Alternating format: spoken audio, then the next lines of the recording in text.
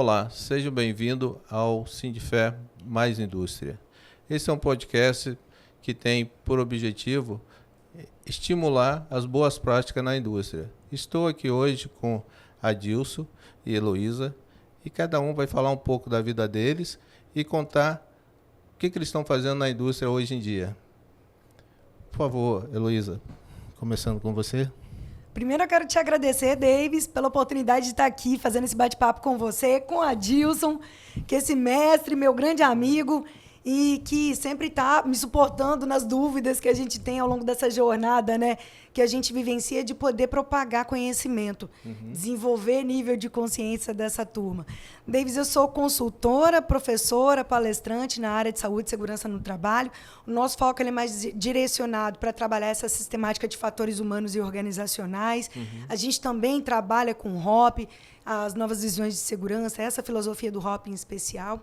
E hoje a gente desempenha esses 3 viés, a parte de diagnósticos dentro da Heloísa Guimarães Consultoria e Palestras, a parte de treinamentos para alta liderança, média liderança, equipes de SESMIT e também as equipes de execução e as palestras. Então, quando tem CIPATES, a gente está participando, os eventos da área de saúde e segurança no trabalho, que a gente pode estar participando, a gente também está ali ativamente. Eu tenho formação na área de administração, mas assim eu acho tão engraçado quando o professor Josué vai se descrever, que ele fala, eu sou técnico, professor, doutor, né? Eu sou técnica, fiz a faculdade de administração, eu amei tanto a área de saúde e segurança no trabalho que acabei fazendo engenharia de segurança no trabalho para eu poder ter um pouco mais, né, de crítica, ampliar um pouco mais a visão em cima disso. Eu trabalhei 20 anos numa usina siderúrgica e há pouco mais de 3 anos e meio eu estou atuando na área de consultoria.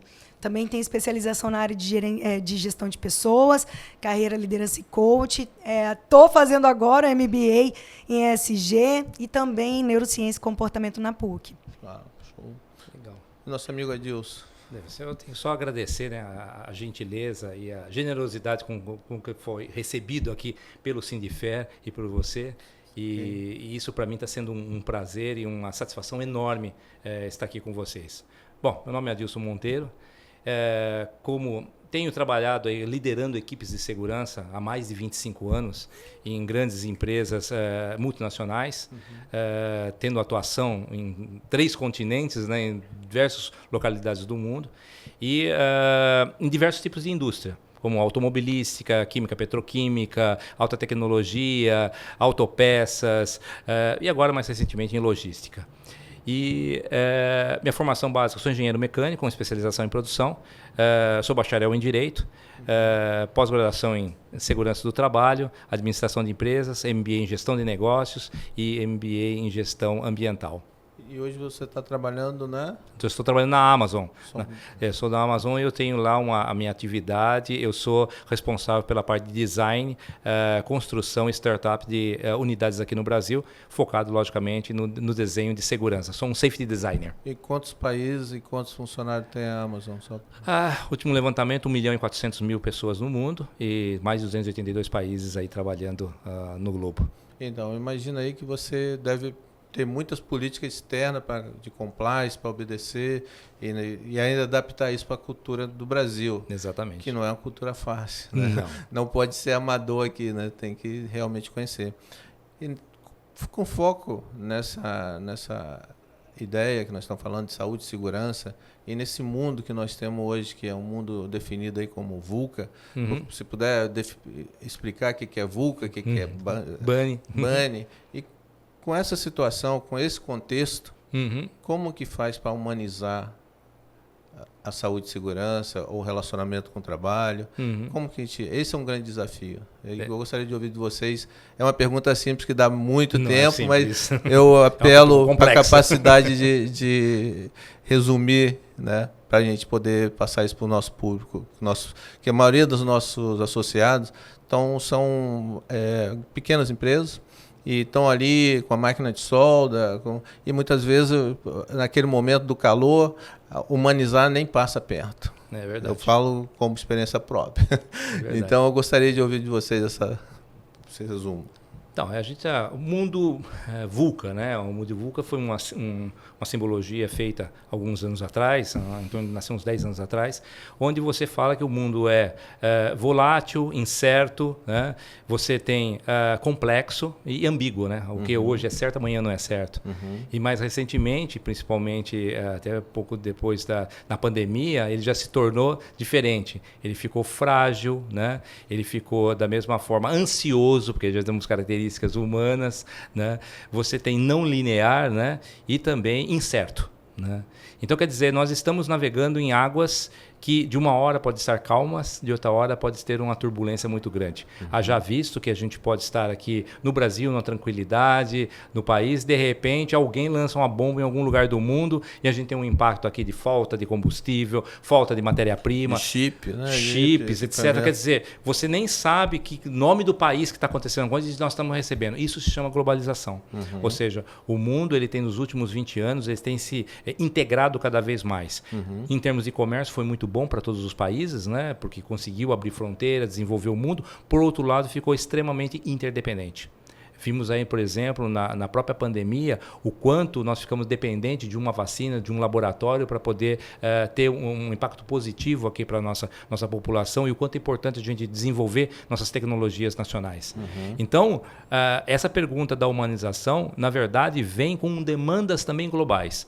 Por exemplo, as grandes empresas estão demandando diversidade e inclusão, porque isso é uma forma de humanização, de integrar todos os grupos sociais dentro do contexto da empresa, não ter mais exclusão social. E também, por outro lado, é um tema ESG, né? Eu tenho o E do meio ambiente, tenho o social, o S, e tenho o G de governança. Entendi. Ou seja, isso é visto principalmente pelos acionistas, pelas pessoas de investimento, como indicadores que essa empresa ela está caminhando em direção às regras gerais do mundo, como, por exemplo, os objetivos da ONU, para integrar um planeta melhor. Então, a empresa ela tem que estar alinhada com isso para se ver no futuro. Antigamente, você tinha planos de trabalho nas empresas de 10 anos, né? O plano diretor de 10 anos. Hoje ele já está em 5 anos, 3 anos, de tão complexo e dinâmico que está acontecendo as condições globais. Muitas vezes as empresas não sabem o que é no ano que vem, né? Vai fazer para 10 anos, né? Exatamente. E você também citou, eu imaginei na sua palestra, que nós acabamos de assistir, é que a saúde e segurança tem que entrar, eu entendi ali quase que no plano de negócio. Exatamente. Essa é a ideia. No plano de negócio, quando você está fazendo lá seu fluxo de caixa, explicando, ali você adiciona também saúde e segurança. Né? Exatamente. Essa é nova. Porque muitas empresas que eu trabalhei, né, nós começávamos o plano diretor do negócio com uma cadeira de segurança. Porque por essas questões ambientais e sociais, eu tenho que passar todos os projetos pelo filtro dos valores, dos princípios da companhia. E muitas companhias colocam, por exemplo, o ser humano como prioridade. E como é que eu faço a efetivação desse princípio? O princípio não tem valor, o princípio não tem custo. É uma decisão de como a companhia vai caminhar. É uma estrada que ela vai caminhar. Então, se você não definir isso logo no início e depois materializar isso nos processos e nos projetos, só vai ficar uma coisa de parede, pendurada e todo mundo batendo palma, mas quando olha para a realidade dele, ele não enxerga essa determinação. Eu enxergo, assim, pela minha experiência, que nós já estamos vivenciando isso que você está falando, mas a parte de humanizar continua sendo uma coisa que, como engenheiro, geralmente eu falo que eu sou pioneiro, misturo peão com engenheiro. Então, muito bom. Então, assim, a gente que está lá nesse nível, lá no chão, na fábrica, fazendo, retificando, usinando, soldando, como a gente leva a humanização para o dia a dia ali? Essa é a grande pergunta. Assim. Essa eu vou deixar para minha querida aqui. Eu responder que está muito difícil, é melhor passar para ela. É uma aula sempre ouvir o Adilson falar. E é muito legal, assim, Davis, você está trazendo esse assunto, porque nesse mundo que a gente está vivendo, a gente conseguir realmente desenvolver essas habilidades. emocionais, socioemocionais com as pessoas é fundamental. Como é que eu consigo ter contato com a pessoa? Como é que eu consigo olhar nos olhos, chamá-la pelo nome? Né? A gente está vivendo um momento que quando a gente pergunta se a outra pessoa está bem, a gente só pergunta no automático. Se aquela pessoa está ou não está e ela tenta falar isso com a gente nem acolhe, porque o negócio está tão automático. Você já deu uma grande dica, chamar pelo que nome. Exatamente, que você não consegue conectar. Chamar pelo nome. O nome é a palavra mais doce que sai da boca da pessoa. Quando você conversa com alguém, você tem a oportunidade de chamá-la pelo nome, aquela pessoa está dizendo, opa, ele lembra de mim. Existo. Ele lembra de mim, ele sabe quem eu sou. O caminho é via inteligência emocional? Esse é o caminho? De grupo? Qual... Olha que legal isso que você falou. Tem um estudo, né? Tem um livro do Tal Ben-Shahar, que é o Antifrágil, que ele fala sobre essa sistemática da antifragilidade. Sim. E o Tal Ben-Shahar, Nassim Taleb, que é o autor da antifragilidade, e o Tal Ben-Shahar é um psicólogo de Harvard, que ele estudou a antifragilidade e nomeou lá a resiliência 2.0. E o que ele fala nessa sistemática, né? Que, como o Adilson comentou lá na palestra, a resiliência é essa capacidade que a gente tem, né, de, numa condição que você se desconforma, você tem a possibilidade de se conformar novamente no menor curto período de tempo para aquela condição normal, quebra. Isso aí. É um bambu. É um bambu, é um bambu, titânio. Você enverga, mas não quebra. Não é ferro fundido. Exato. O próprio aço, né? Quando ele tem alta temperatura, ele fica dúctil ali. Cromo lá que o bicho enverga à vontade. Exato. E aí o que o Tal Ben-Shahar fala é a resiliência 2.0 é a capacidade que você tem de passar por esse processo, mas em vez de você voltar para o mesmo lugar, você volta ainda mais forte, mais potente. Nesse livro aí tem uma metáfora da hidra, que aquela mitologia grega, né, que você corta uma cabeça, nasce duas ali. Então, pelo que eu entendi, por exemplo, eu li esse livro que você está falando. É isso aí, e ele, aquela Bíblia. Essa metáfora indica que você não volta mesmo. É isso. Você pode voltar mais forte. É simbólico, né, que você passou por um processo. Você perdeu aquela cabeça e voltou com outras duas. Ele fala sobre a ressignificação, né? Como é que eu consigo ressignificar?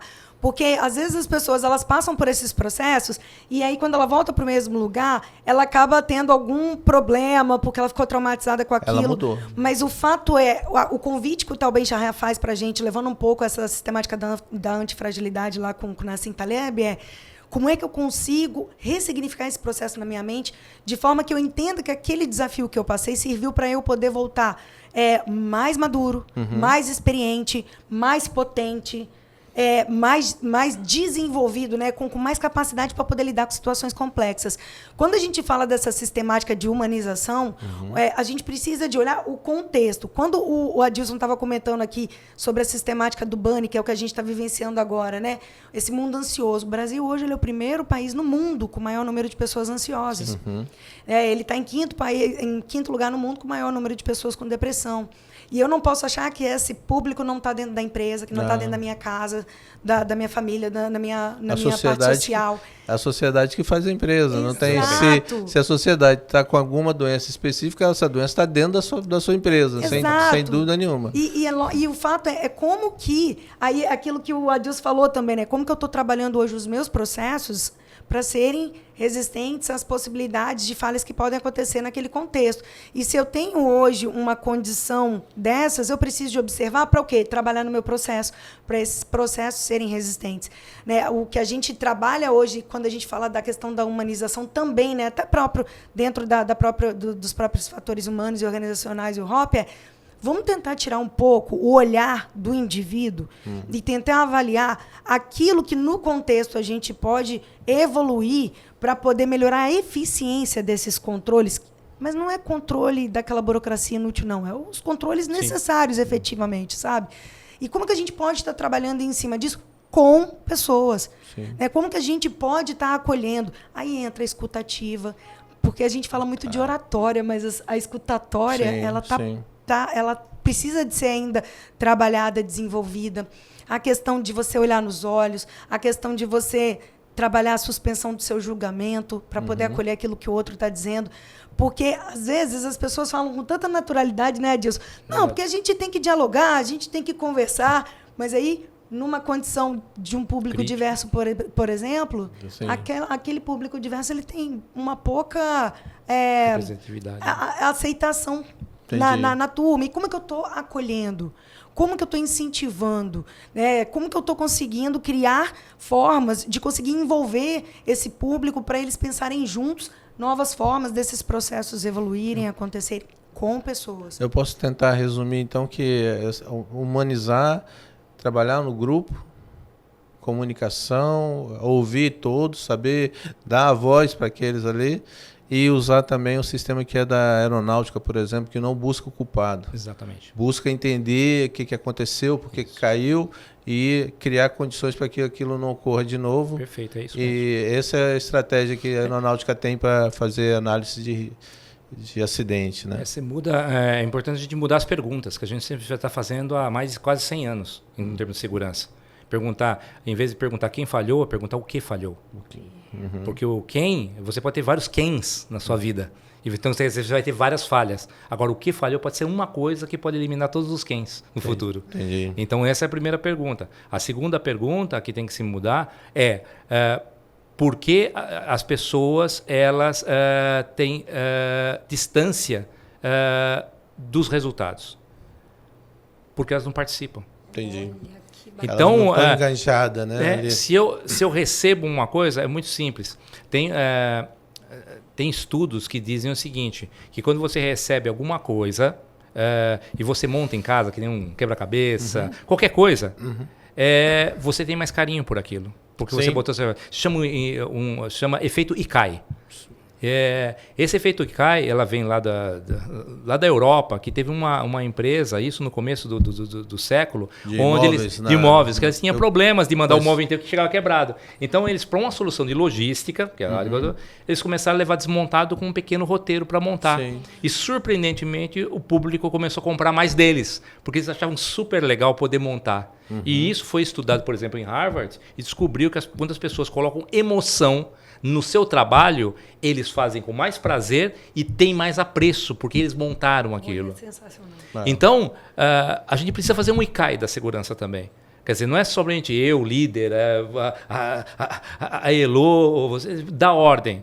Por que a gente não pode também pedir para eles montarem o ambiente de segurança deles e nós sermos coach? E não mais diretivos, comando e controle. Eles vão ter mais carinho, e eu já fiz isso numa empresa, numa construção de uma fábrica, onde eu pedi para eles ajustarem os procedimentos de trabalho de acordo com a visão deles. Eles fizeram, melhorar o procedimento. Precisa de treinamento? Não, eles já aprenderam, eles fizeram o procedimento. Olha, que bacana. Então eu não preciso... E outro, eles são responsáveis também para ensinar o outro que entra, porque o procedimento fui eu que fiz. E também compromisso que aquilo dê certo, né? Senão você fez aqui, está dando errado, você é corresponsável. Eu só levanto a mão. Você que pediu para fazer isso, não fui eu que fiz. Sim. Agora, quando eu participo, eu tenho corresponsabilidade. Sim. Então, ao mesmo tempo, eu tenho corresponsabilidade de manter o que eu aprendi. E não somente seguir ordens. Esse sistema de comando e controle, que vem lá da época do FIOL, etc., depois da administração, hoje em dia já não faz mais sentido.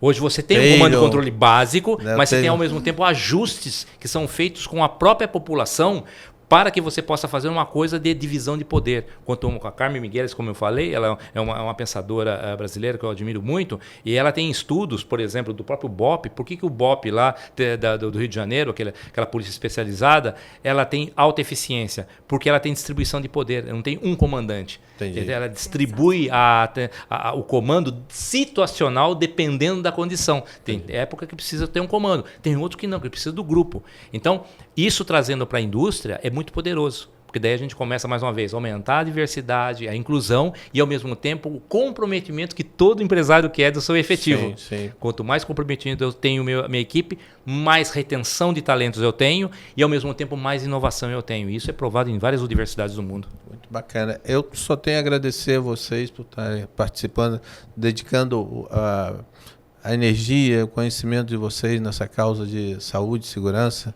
preservar, e cada um pudesse dar uma mensagem final aí, vamos falar assim, para deixar para os associados ou para os funcionários do Sindifé que vão estar assistindo o Sindifé Mais Indústria aí no futuro.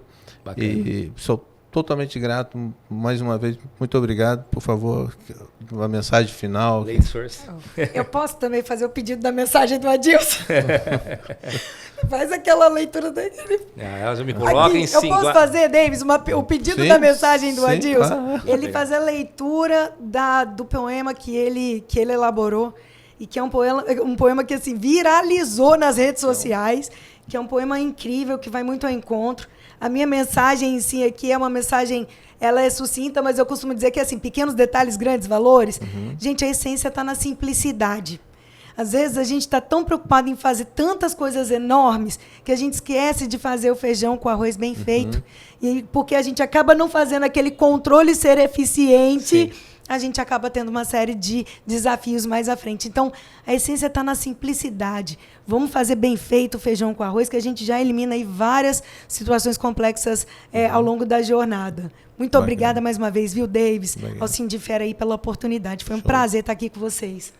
Então, já que ela pediu, me deixou nessa saia justa, engenheiro fazendo poesia. Mas isso é parte da diversidade e quebrar paradigmas. Tem que achar um nome para você. O meu é pioneiro, que sou engenheiro mecânico, e você é o outro aí, engenheiro com poesia. Eu fico feliz com o vira-lata caramelo. É simpático e a banana cabeça. Ô, Davis, depois você me fala se eu falhei ou não nesse pedido. Você vai ver a potência. Vamos lá. O nome do poema é o seguinte: é preciso ter coragem para ensinar segurança. É preciso ter coragem para ensinar segurança, para não aceitar a repetição sem graça, das informações sem vida e sem contexto, como se fosse o aprendizado somente a leitura de um texto. É preciso coragem para ensinar segurança, para evitar o insulto de tratar o adulto feito criança, trazer a diversidade ao centro do estudo, muitas maneiras para ensinar o tudo.